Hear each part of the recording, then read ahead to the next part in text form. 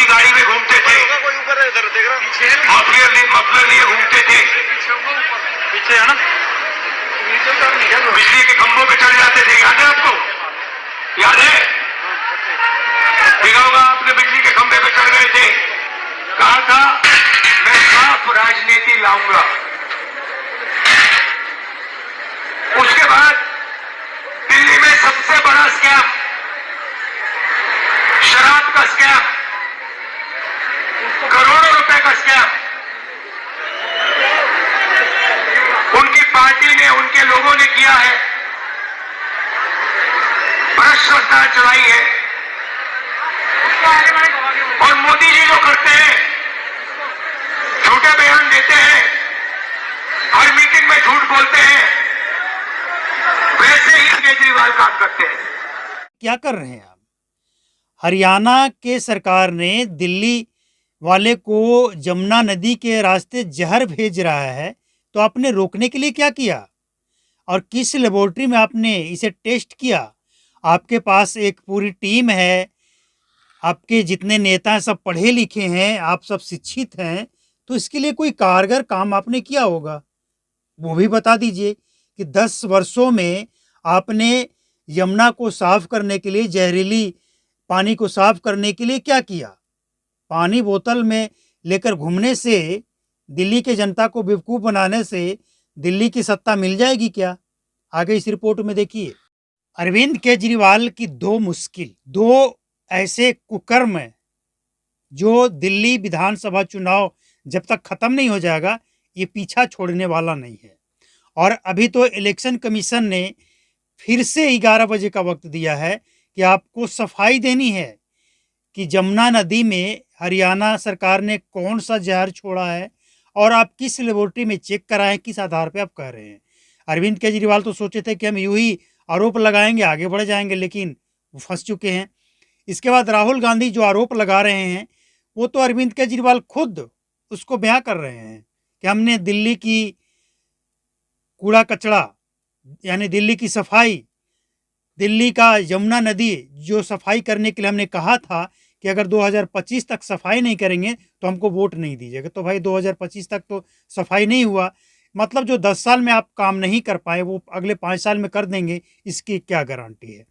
यानी कांग्रेस और बीजेपी ये दोनों दिल्ली का दो काम, दिल्ली का एक कूड़ा कचरा और ये मतलब गंदगी, जमुना से लेकर दिल्ली के गली मोहल्ले का गंदगी, और दूसरा शराब घोटाला, अच्छी तरह से इसको पकड़ लिया है और इससे वो निकल नहीं पा रहे। इसका कोई जवाब, कोई तोड़ ही नहीं उनके पास।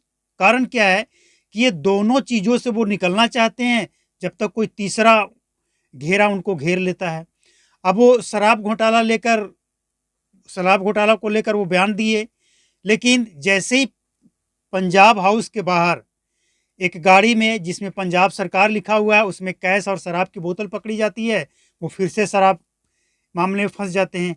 मतलब अभी भी दिल्ली में शराब घोटाला करके आपका पेट नहीं भरा तो अब पंजाब से शराब ले आकर और बांट रहे हैं लोगों को, ये घिर गए।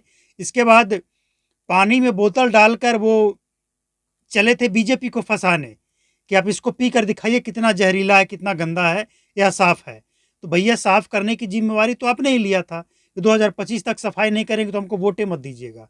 तो 2025 तो हो गया ना।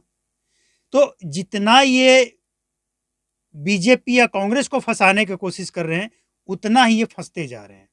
गनीमत ये है कि कम से कम इलेक्शन कमीशन ने इनके खिलाफ गिरफ्तारी वारंट नहीं दिया है, सिर्फ जवाब मांगा है कि हमें जवाब दीजिए कि आपने जो आरोप लगाया है हरियाणा सरकार के ऊपर वो कौन सा जहर है और किस लेबोरेटरी में आपने चेक कराया है। हालांकि अरविंद केजरीवाल को एक बात पे उनको फ़ायदा हो सकता है कि जिस तरह से कांग्रेस और बीजेपी दोनों मिलकर अरविंद केजरीवाल को एक ही मुद्दा पे लपेटने का प्रयास कर रही है, इससे कहीं केजरीवाल को फ़ायदा ना हो जाए।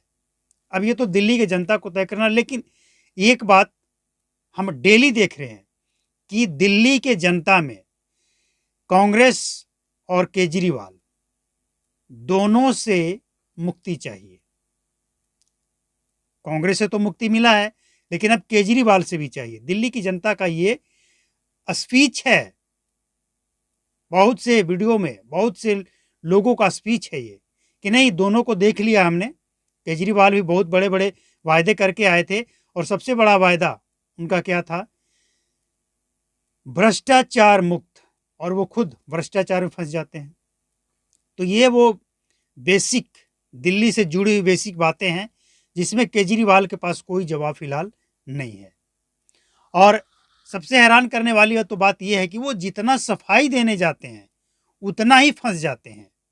मतलब सफाई देने का जो तरीका इनका है ना, वो सही नहीं है, फंस जाते हैं ये दिक्कत है केजरीवाल के लिए। लेकिन सबसे मेन है दिल्ली के जनता का मूड, जो कि बन चुका है।